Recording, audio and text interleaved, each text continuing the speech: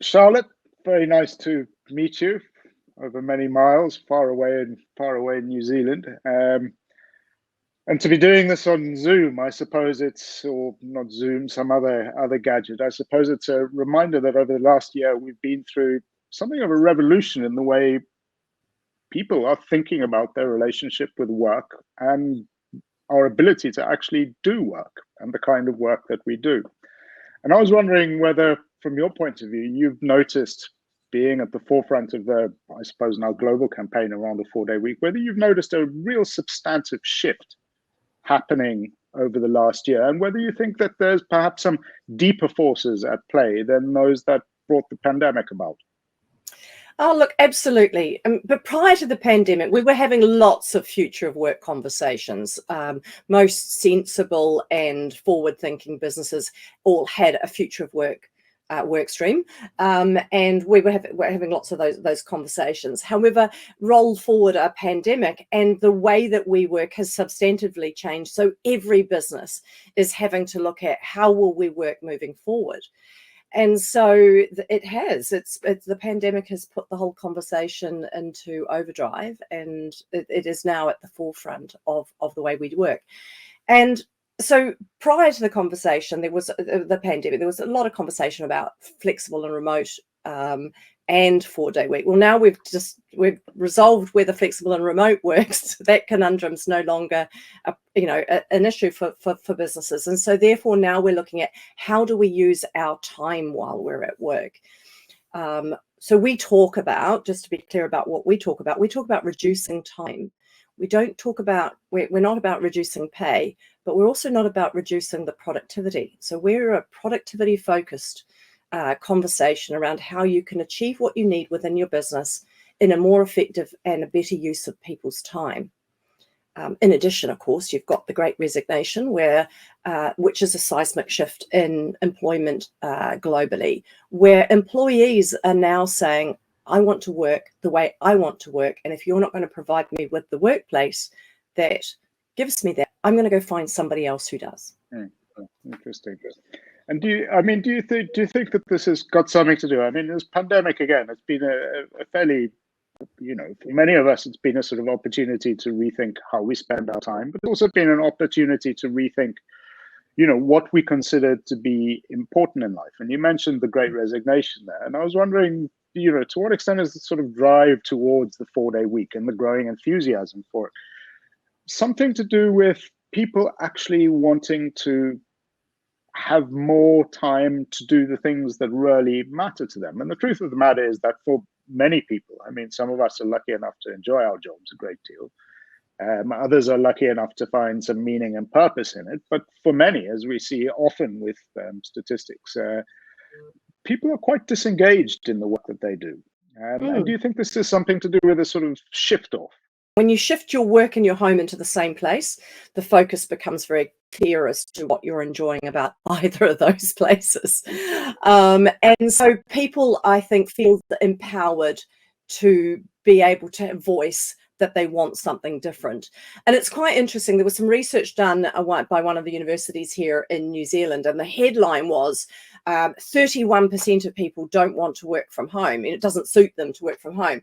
But the reverse statistic, of course, is that 69% of people quite like some sort of working from home. But then when you look at prior to the pandemic, is that 69% of people that working from home would have suited, but we just had no idea. So what has done is it's created an opportunity for us to really look at it. I mean, if you think about it, the long commutes that people used to do to get into their city jobs, spending 1, 2 hours, 3 hours a day in commuting, and you had a whole habit around that. You didn't kind of really think anything about it because that was how you had to engage with work. And now I have that time back because I can work from home a wee bit. And I'm like, is sitting on a train the way I want to use that time in my life? And so your point is well made. It's, people are re-examining how they want to use their time across a whole variety of things. And of course, then they're going, well, what is the life that I want to construct? And we've all had friends die, or people that close to us die, or severely impacted by the pandemic. And so it's brought mortality a little bit closer to us as well. And at this chunk of time that we have as we reset post-pandemic, there's a lot of people out there going, what do I really want to be doing moving forward? And our health as well has become a focus for ourselves as well. Yeah, absolutely. So it's a sort of shift. It's a shift in some sense in values, and then it's also, for me, it's one of the obvious things is really this. We've had this astonishing technology, which I'm talking to you on, at our disposal, really for coming up well over a decade now, and we simply haven't used it. It's kind of like the people who sort of sitting by a high performance car and have it left parked in the garage, or if they live in England, they sit in a traffic jam on the M25, never going above 25 miles an hour, and not making use of the technology that's available. And I think that's certainly one of the sort of great things about the pandemic. And I think it's one of the few silver linings that's come out of it. I'm also curious about this idea that, there's perhaps something more fundamental going on as well. So it's not really simply about people wanting to spend less time at work or making use of the technology that they've got, but that there's a sort of real shift towards people wanting to spend time doing, I suppose, what the new people are talking a lot more now about, doing good work.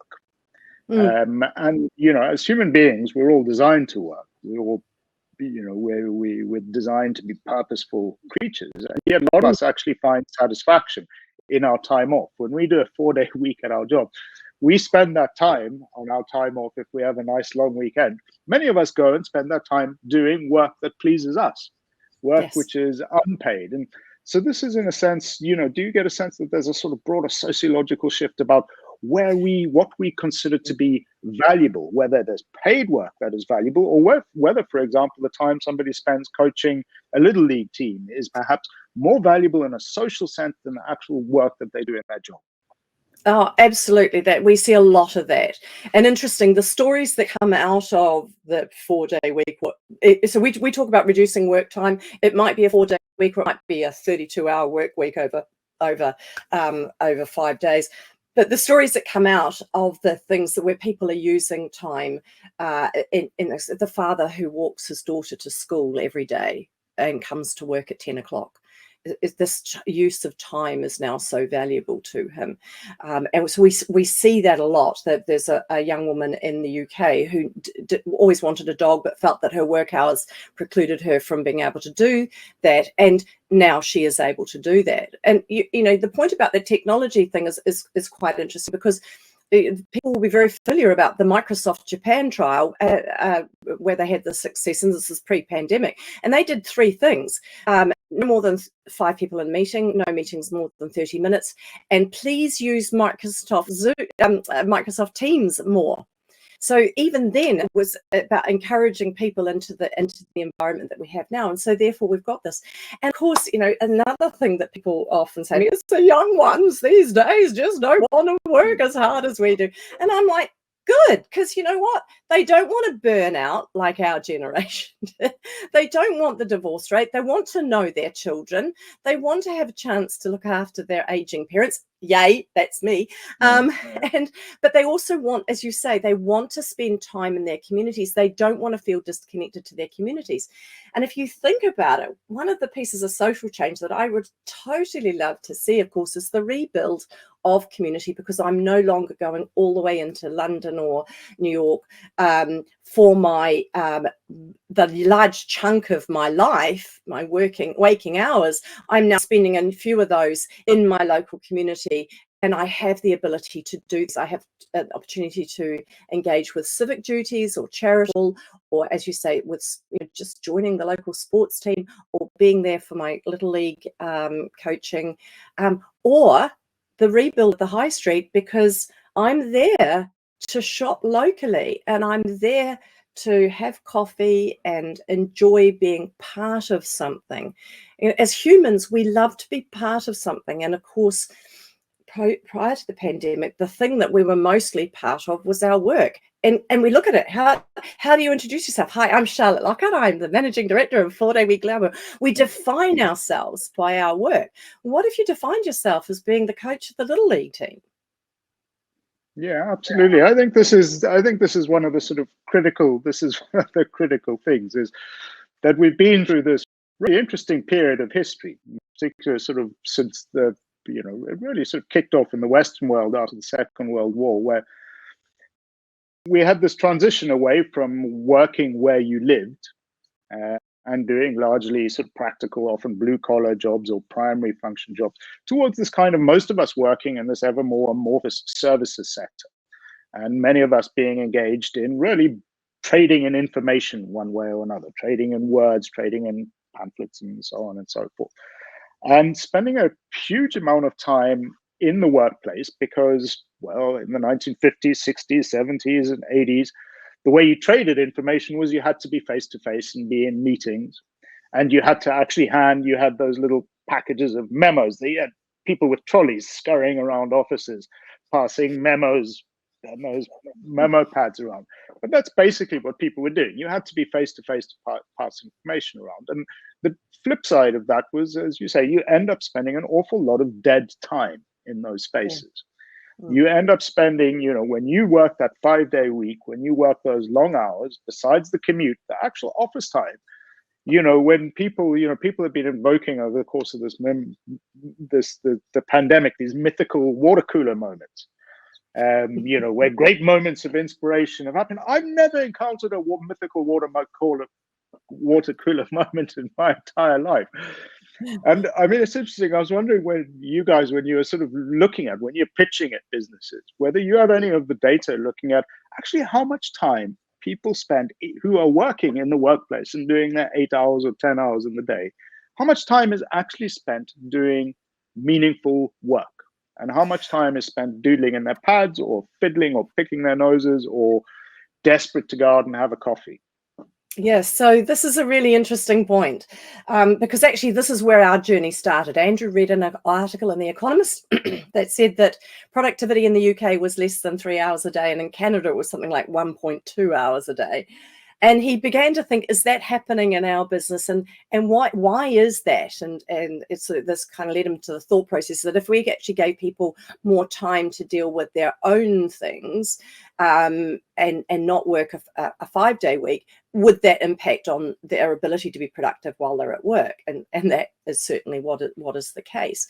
But if you think about it, if you're only working less than 3 hours a day, then you're only looking at an extra little bit of productivity of 45 minutes to actually get up to your 5-day week, but just doing it in 4 days. And so there are some real things there. You do have to be careful that people still get the chance to network and enjoy each other's companies. We are social beasts, and on the whole, what we do want to be able to do is have some sort of connection. But the shift to in work, as you say, with open plan offices, disrupting the meetings that we get invited to, because it's so easy to invite you to a meeting in Outlook, and I'm not really, who else should I put on the list, because that makes it a really important meeting. And so therefore it's how are we using our time appropriately? How are we engineering our production line and the way that we work so that we can do things more efficiently? One of the restaurant chains that has developed a shorter working week, clearly they need to be able to keep the number of tips up for their people, and they just redesigned the way that they ran their restaurant floor. There are some simple things that businesses can do that mean that you continue to operate the same way, but without it. And the water cooler thing exists with this in the whole, how do we manage remote and in remote working, remote and flexible, and how do we still maintain that team thing? Now, the way we run our program is it's a bottom-up program. And so therefore the answer to all of that is ask your people. So how do we make a 4-day week work in your business? Ask your people. How do we fix we want to be social and have a bit of water cooler chat? Ask your people. And business leaders, they say to me, I'm just not sure I'll be able to do it. I can see how I can get my staff to do it, but I'm not sure how I will be. But I challenge every business leader, when do your best ideas come to you? Are they when you're sitting at your computer tapping away and dealing with this and dealing with that, or in meetings right, left and center and rushing from one thing to another? Or Do those ideas come to you in the shower? When you're I think they walking come the in the dog? commute. Do they come in the commute? Do they come when you're walking the dog? Do they come? Most ideas, when your brain has a chance to just swap into subconscious, that's when problem solving happens, and we know this. And so therefore, one of the things that Andrew's always said with business leaders is, I need you to do it, because that's when you're going to be the better manager for me. No, I'm interested. I mean, you mentioned there briefly, for example, restaurants. Now, one thing about the 4-day week, in the same way as it is with flexible working, and the way we've organized, let's be frank, our economy and the remuneration systems, in particular for things like minimum wage and so on. For many people who are working on wage jobs, who are effectively paid by the hour. Now, the idea of the 4-day week, along with flexible working, works very well for people in white collar roles, which are salaried, where you can say people still get the same level of remuneration, because effectively it's based on far longer term levels of output. But there are, of course, many jobs that are done which require people to be physically present in order to do them, whether it's to serve food or clean a space and so on and so forth. And often these tend to be the lower paid jobs. And I wonder how you imagine we have to deal with if this idea of the 4-day week gets more normalized. How does one deal with the implications of broader economic implications, which are questions such as, do we have to substantially do things like raise minimum wages? Do we start looking at broader political concerns and broader economic taxation concerns around how we tax people, how we tax wealth, how we tax income, and so on and so forth? And I wonder if you get any sort of feedback. You must have, obviously, within companies you're contacting with, some of them obviously must have a far higher proportion of workers who are required to be physically on site and actually do stuff.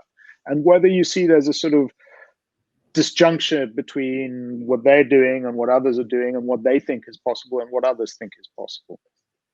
Look, this is a question that comes up a lot. So what we're talking about is that those people must not reduce, their income must not reduce.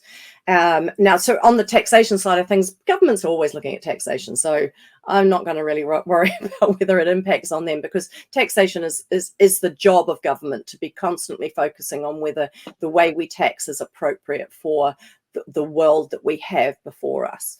But in terms of employee pay, we are very, very much focused on the fact that you need a program that will allow your people to be properly paid, if not paid better. And so then the question just becomes, how can that thing that you do be done more efficiently and in a different way that allows you to do your job for the amount that we're paying you now in less time? And again, the answers come, it's employee-led. The companies that do this, when they open up the conversation to their people, and I promise all of you out there who are thinking about this, this is the best team building exercise you will ever go through, because you are fundamentally asking your people, how can we improve our business? And I use our as a thing, because there is no us and them in a business. There's no leadership and ownership without its people. There are no people and jobs without the leadership and ownership. So why we do this, I have no idea. You have to fundamentally work together. And if I come into your business and say, right, we're going to be more productive, I'm going to help you with all this stuff around being more productive, your employees are immediately going to hear, you want me to do more with less, and layoffs are on the way, and they're going to get scared about losing their jobs or being held to account for stuff that they have no control over or anything like that. But if I say, hey, look, we want you to be more productive, because the time that you will save, you're going to get to go home and spend that with your families or in yoga or whatever the things are that are important to you that you might want to spend time with outside of it.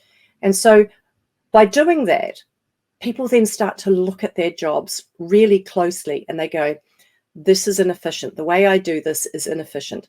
And they don't tell you about these things if you don't give them a proper benefit, because they're too scared that you will reduce their job, their income, or get rid of it completely for themselves or from someone else that works with them in their team, and they don't want to be responsible for that.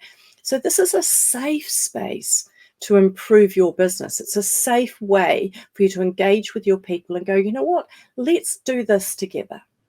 And all the C-suite's job is to fundamentally go, you know what, we're going to give this a try. It's a pilot. right? Just give it a try. If it doesn't work, then you'll have at least found better ways to work with your people, and you'll have been able to improve their lot at least some. Yeah, well, Charlotte, I've got to say we've been given the impossible task of discussing a 4-day week in 20 minutes. It's a bit like doing a whole week's work in half a day. But thank you very much for compressing everything so neatly, and I look very much to hearing more from you in the future. Thank you. And my last line really to give you all is remember that we borrow our people from their lives.